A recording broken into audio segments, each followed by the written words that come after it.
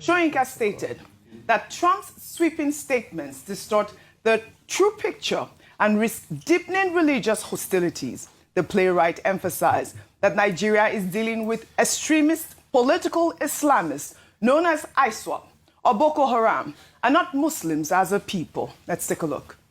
The Christian Islam or Islam versus the rest, or even Christianity versus the rest, that kind of dichotomy has existed, as I said, for quite a few decades. We've had unquestionably the issue of impunity.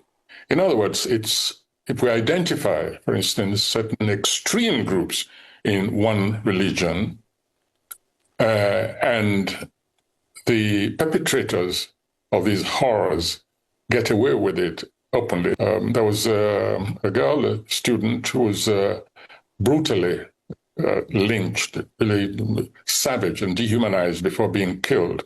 The perpetrators who were charged to court, who were eventually acquitted, or at least the charges dismissed, when it gets to the level where such perpetrators go on internet displaying a box of matches and saying, I quote, "There's the box of matches with which I killed.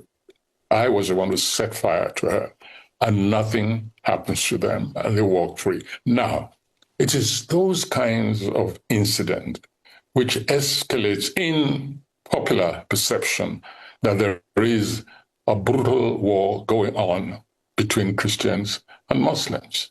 Whereas in truth, we're dealing with extremists. We're dealing with political Islamists, known sometimes as ISWAP across West Africa or Boko Haram within Nigeria. These are the real enemies of society. All right, Vimba, Professor Shoyinka's intervention provides a crucial nuance, reminding us that the real enemy is extremism that weaponizes religion for political and economic gain, killing Muslims and Christians. Being politically correct. The facts are there. The facts are there, Vimba. Meanwhile, a prominent Nigerian televangelist is sparking intense debate with explosive claims about the history of violence against Christians in the country. Apostle Michael Olowokere made the remarks during a recent sermon that has since gone viral on social media. The preacher alleges that the root of terrorism and mass killings of Christians in Nigeria stretch back decades, long before recent security crisis. He claims he grew up in northern Nigeria, already knowing that Christians were endangered species. Let's take a look. In 1992-93 in Kaduna, a riot broke out which they call the Zango Kataf riot. I was a young boy, very, very young then, and people were killed in scores. If you are not an Afsa person practicing Muslim in Islam, they were killed. Especially if you are from the southern part of Kaduna, the tribes from the southern part of Kaduna, they were massacred. It was called the Zango Kataf riot. And if the next thing they do is to burn churches, kill Christians, and then if they are done with that, then they focus on businesses that is for Igbo people, Igbo-owned businesses, and they destroyed it. I grew up knowing that Christians are an endangered species in Nigeria. In the year 2000, when the Sharia riots, how many of you have heard of the Sharia riots? Hundreds of thousands of people were killed in Kaduna. I can remember vividly that we had to defend our house from people. They brought some Fulani boys and they faced our house. They were shooting arrows. They were stoning our zinc. They spot our zinc, shooting arrows. Even though I was a Muslim then, even though my father was a Muslim then, but because majority of the people in our compound were Christians, so they were willing to destroy every one of us because we're living with Christians. All right, everyone's speaking up now, Refinement. These are serious historical claims from the preacher, and they've, clearly struck a chord, particularly among Nigerian Christians who say his account reflects experiences that have been overlooked far too long.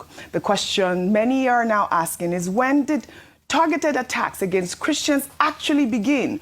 Was it decades ago, as the apostle suggests, or gradually escalating over time? Or is it primarily tied to more recent insurgencies and banditry, as authorities often claim at the moment. Rufai, he highlighted different aspects from, I believe, 2014 all the way down to the time of Goodluck Jonathan. He mentioned names and talked about how banditry started, how terrorism started, documented facts. I mean, I encourage our viewers to, go watch the full clip. It was about 15 minutes. I know you wanted to speak on Wole Shonika as well.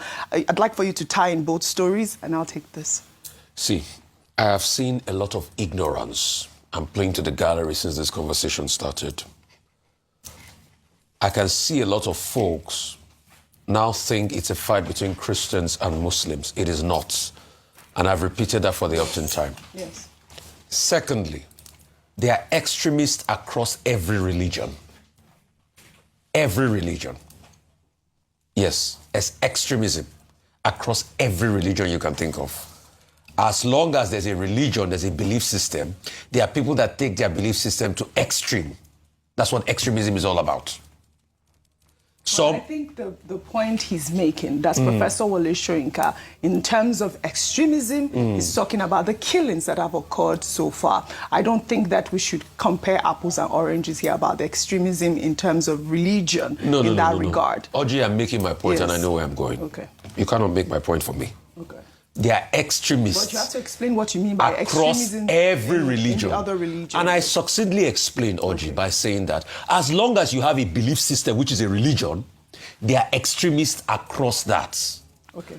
What is happening in this regard, all right, is genocide against Christians. Muslims too are being killed. We get that. But the people that this killing has happened selectively and that they have complained in Benue, Yelwata, and other areas are Christians. Correct. And it passes the law of genocide because replacement is also happening. They can't go back to those communities. All right? So if Wole Shonika is talking about extremism, no, this is just persecution and genocide killings against Christians. Islamic extremists. That's what he meant. Yeah. So extremists, Islamic extremism, That's what he meant. I do not think it's right to put terrorist killing groups that have an agenda under extremism. I do not think so, because it's not right. Because it's an orchestrated agenda. And guess what? They do not kill solely for that intent. They also engage in criminality, they also engage in crime, and they set out to kill a particular group of people. So I'm just trying to make a clear decision out of it. Secondly, what this reverend is saying, it's not today. We all know about the Zango Katav riots. Yes. We all know, even way back, the Zango Katav has spanned many years. Interreligious and ethnic problems.